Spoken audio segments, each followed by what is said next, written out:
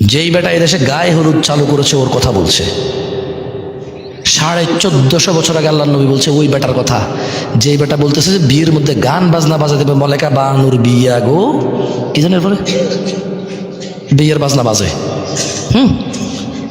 যেই বেটা বিয়ের মধ্যে চিন্তা করছে যে এরকম একটা জিনিস বাজানো দরকার, ওই বেটার কথা বলছে।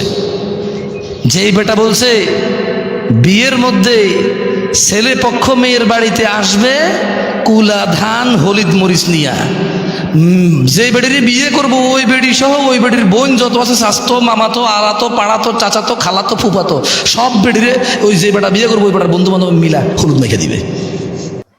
قال رسول الله صلى الله عليه وسلم من سن في الإسلام سنة حسنة, যে ব্যক্তি ইসলামে কোন নেক কাজ চালু করবে, এ আবার ভুল বুঝেন না, মন গড়া কোনো একটা চালু করে দেওয়ার কথা বলতেছে না। মানে ইসলামে একটা আমল আছে, একটা সুন্নত আছে, একটা কাজ আছে যেটা আল্লাহ নবী সাল্লাল্লাহু আলাইহি ওয়াসাল্লাম দিয়ে গেছে, কিন্তু এই সমাজে ওই সুন্নতের প্রচলন নাই। এই সমাজে ওই মানে আল্লাহ নবী সাল্লাল্লাহু আলাইহি ওয়াসাল্লাম যে সুন্নতটা পালন করত, এটা যদি আমার সমাজে না থাকে, আমার কাছে যদি তথ্য আসে যে এরকম একটা সুন্নত আছে যেটা নেকি আছে মানুষের জন্য, আমি যদি এটা প্রচার করি, সেই সুন্নতের কথা বলতেছে, বুঝছেন না? বুঝুন নাই, নিজে নিজে বানানোর দরকার নাই। তো আল্লাহ নবী বলছে যে মান সান্না ফিল ইসলামি সুন্নাতান হাসানা, যে ব্যক্তি ইসলামে কোনো নেক প্রথা চালু করবে, ফালাহু আজরুহা ওয়া আজরু মান আমিলা বিহা বা'দাহ, সে যে লোকটা এই সুন্নতটা চালু করলো সে নেক কর্মের সওয়াব পাবে, এবং যেই ব্যক্তি এর থেকে শিখবে ও যা সওয়াব পাবে এও সমান সওয়াব পাবে, ওর থেকে কিছু কমবে না।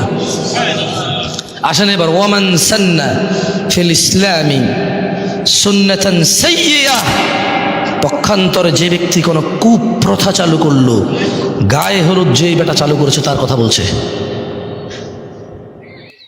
যেই বেটা এদেশে গায়ে হলুদ চালু করেছে ওর কথা বলছে। 1450 বছর আগে আল্লাহ নবী বলছে ওই বেটার কথা, যেই বেটা বলতেছে যে বিয়ের মধ্যে গান বাজনা বাজা দেবে, মলেকা বানুর বিয়া গো, কি জানেন এরপরে বিয়ের বাজনা বাজে। যেই বেটা বিয়ের মধ্যে চিন্তা করছে যে এরকম একটা জিনিস বাজানো দরকার, ওই বেটার কথা বলছে।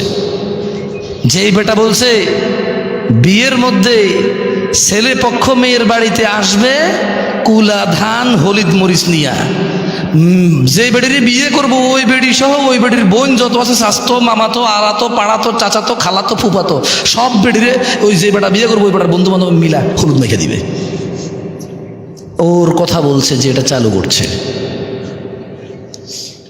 ওর কথা বলতেছে যে বলেছে রেস্টুরেন্টে গান বাজাইতে হবে তাইলে কাস্টমার টিকে থাকবে, ওই বেটার কথা বলছে।